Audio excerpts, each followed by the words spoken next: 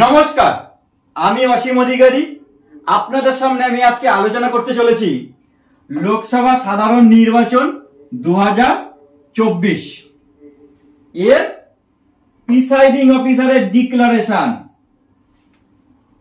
এর যে চারটে পার্ট রয়েছে 1, 2, 3 এবং 4, এই চারটে আমি আপনাদেরকে প্র্যাকটিক্যালি এমন একটি উদাহরণ দিয়ে ব্যাখ্যা করব যে আপনি ভোট শেষ হয়ে যাবে তাও আপনি কিন্তু এই ডিক্লারেশন কি করতে হবে আপনি ভুলবেন না। আমি দৃঢ় বিশ্বাসের সহকারে আপনাদের সঙ্গে আমি চ্যালেঞ্জ করে বলছি। তাই বলবো ভিডিওটা পুরোটা একবার দেখুন। ধরুন 25শে বৈশাখ রবীন্দ্রনাথের জন্মদিন উপলক্ষে একটি স্টেজ ফাংশন হচ্ছে। স্টেজ ফাংশনে এমন হতে পারে যে একক শিল্পী সারাক্ষণ ধরে অনুষ্ঠান করলেন, শেষ করলেন, চলে গেলেন, অনুষ্ঠান শেষ হয়ে গেল। আবার এমন হতে পারে যে বিভিন্ন শিল্পী মাঝে মধ্যে আসছেন, নাচ করছেন, গান করছেন, অর্থাৎ অনেককে নিয়ে স্টেজে ফাংশন হচ্ছে। আবার কি বলছি, গল্প করছি নাকি? না না স্যার, খারাপ ভাববেন না, আমি উদাহরণ দিয়ে ব্যাখ্যা করছি যাতে আপনাদের মনে থাকে এবং আপনারা পুরোপুরি নিজের প্রতি দক্ষতা সহকারে ভোট করে বাড়ি ফিরতে পারেন। চলুন। আবার কি করেছেন স্যার? ছবি ফবি দিয়ে? হ্যাঁ স্যার, দেখুন এবার একটি স্টেজ রয়েছে, একজন ফাংশনটাকে পরিচালনা করছেন। স্টেজে প্রথমে যখন শুরু হয় তখন উনি কি বলেন, মঞ্চে অনুষ্ঠান এখন শুরু হবে, আপনারা শান্ত হয়ে বসুন, এই মর্মে ঘোষণা করেন, অর্থাৎ এই মর্মে ডিক্লারেশন দেন, আপনার অনুষ্ঠান শুরু হচ্ছে। একই রকম মক পোলের পর আপনি কি করবেন, আপনার অ্যাকচুয়াল ভোট শুরু হবে তার ঘোষণা দেবেন। তাহলে ওর সঙ্গে সামঞ্জস্য রয়েছে। ঠিক, মঞ্চে অনুষ্ঠান এখন শুরু হবে, আপনারা শান্ত হয়ে বসুন, এই মর্মে ঘোষণা, অর্থাৎ একই রকম ঘোষণা বা ডিক্লারেশন হলো মক পোলের পর প্রকৃত ভোট শুরুর ঘোষণা। Declaration by the presiding officer part 1, declaration by the presiding officer before the commencement of poll. তার মানে অনুষ্ঠান শুরু হবে তার ঘোষণা করা হলো, অনুষ্ঠান চলছে। আপনার অনুষ্ঠান একজন শিল্পী করে যেতে পারে, আবার অনুষ্ঠানে বিভিন্ন নৃত্যশিল্পী আসতে পারে। আচ্ছা বাহ, একজন গান করছেন রবীন্দ্রনাথের, ইনি চেঞ্জ হয়ে আবার ইনি চলে এলেন, ইনি হয়তো একজন শিল্পী, ইনি হয়তো আরেকজন শিল্পী। দেখা যাক কি আছে বিষয়টা। একক নৃত্যানুষ্ঠান বা অনেক শিল্পীর অনুষ্ঠান হতে পারে। ঠিক, যখনই আপনার শিল্পী চেঞ্জ হলো তখন কি যিনি পরিচালনা করছেন তিনি এবার বলবেন তো যে এবার লিলি ম্যাডামের পরিবর্তে জ্যাক গান করতে আসছেন, অর্থাৎ তাকে ঘোষণা করতে হচ্ছে যে একজন চেঞ্জ হয়ে আরেকজন আসছেন। ঠিক সেরকমই ইভিএম যদি চেঞ্জ হয় আপনাকে ডিক্লারেশন দিতে হবে, সেটাই হলো পার্ট 2। একবার পড়ে দিই। Declaration by the presiding officer at the time of use of subsequent voting machine if any, যদি আপনার মেশিন রিপ্লেস হয়। রিপ্লেস হয়নি, যেমন আমি বলছিলাম একক শিল্পী আপনার গান করেছে, তাহলে পার্ট 2 লাগবে না, ক্রস দাগ টেনে দিয়ে প্রিসাইডিং প্লেন সই করে দেবেন, কোনো কিছু লেখার দরকার নেই। শিল্পী চেঞ্জ হলো, আপনার ইভিএমও চেঞ্জ হলো, পার্ট 2, ওখানে যিনি পরিচালনা করছেন উনিও ঘোষণা করলেন লিলির পরিবর্তে জ্যাক এলো গান করতে। চলুন এবার অনুষ্ঠান শেষ, যিনি পরিচালনা করছেন অনেকক্ষণ চলার পর অনুষ্ঠান এবার শেষ হলো।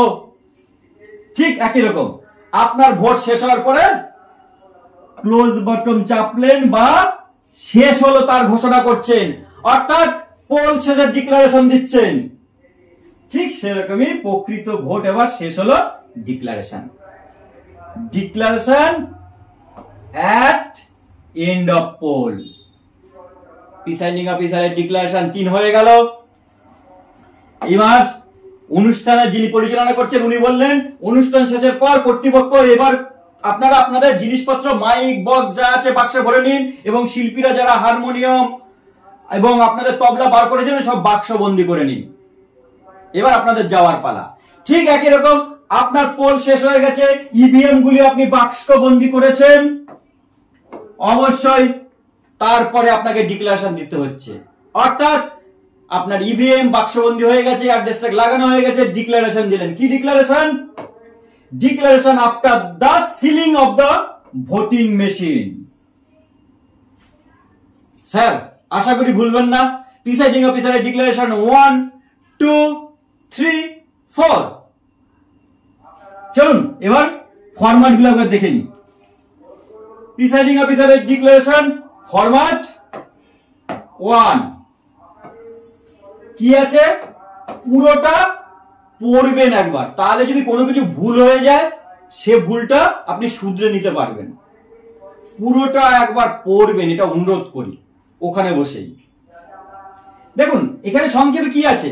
আমি এত দ্বারা ঘোষণা করছি যে পোলিং এজেন্টের উপস্থিতিতে মক পোল করেছি, কন্ট্রোল ইউনিট থেকে মক পোল ক্লিয়ার করে দিয়েছি ও ভিভিপ্যাট প্রিন্ট স্লিপ বার করে তা কালো খামে ভরে পিঙ্ক পেপার সিল দিয়ে সিল করেছি। ভোটার লিস্টের মার্ক কপি ও 17A তে অন্য কোনো চিহ্ন বা লেখা নেই, এজেন্টদের দেখিয়েছি।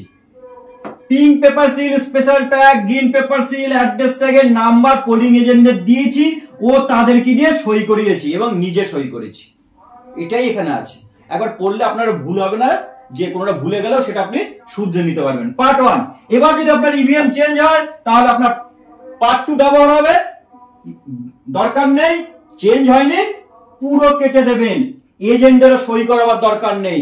যদি চেঞ্জ না হয় আপনি সই করে ডিস্ট্রিবিউশন মার্ক দিয়ে ছেড়ে দেবেন।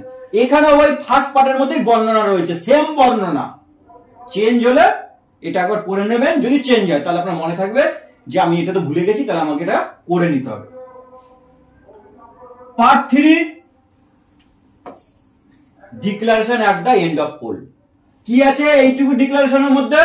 যে সকল পোলিং এজেন্ট ভোট গ্রহণের শেষে ভোট গ্রহণ কেন্দ্রে উপস্থিত ছিলেন এবং যাদের স্বাক্ষর নিচে দেওয়া হলো, পোলিং এজেন্টের স্বাক্ষর,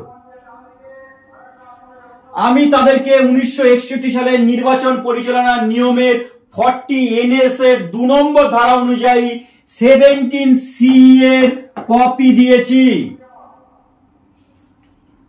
এখানে সই। আবার নিচে কি রয়েছে? নিচে যারা নিতে অস্বীকার করলেন, আমি 17C নেব না, এরকম তো হয় না, ফলে নিচ পোরশনটা ব্ল্যাঙ্কই থাকবে, এরকম পেন থ্রু করে কেটে দেবেন। পার্ট 4 হলো declaration after the sealing of the voting machine. Voting machine seal করার পরে এইটুকুর মধ্যে কি রয়েছে? ভোট গ্রহণের শেষ হলো, ভোট যন্ত্রের কন্ট্রোল ইউনিট ও ব্যালট ইউনিটের বহনকারী বাক্সগুলিকে আমরা সিল করে দিয়েছি। ভোট গ্রহণ কেন্দ্রে উপস্থিত পোলিং এজেন্টদের সিল দিতে দিয়েছি। বাইরে যে অ্যাড্রেস ট্যাগ দিয়েছে তাতে তারা সিল করেছে। এখানে যারা সিল দিতে ইচ্ছুক তাদের সই, এখানে সিল করতে চাননি তাদের নাম এবং ক্যান্ডিডেটের নাম, প্রিসাইডিং হিসাবে আপনার সই। তাহলে প্রত্যেক কটা পার্টে পোলিং এজেন্টের সইয়ের ব্যাপার চলে আসছে আর প্রিসাইডিং হিসাবে আপনার চলে আসছে। স্যার বলুন, আশা করি ভুলবেন না তো? 4টে পার্ট, প্রিসাইডিং অফিসারের declaration part 1, part 2, part 3, part 4।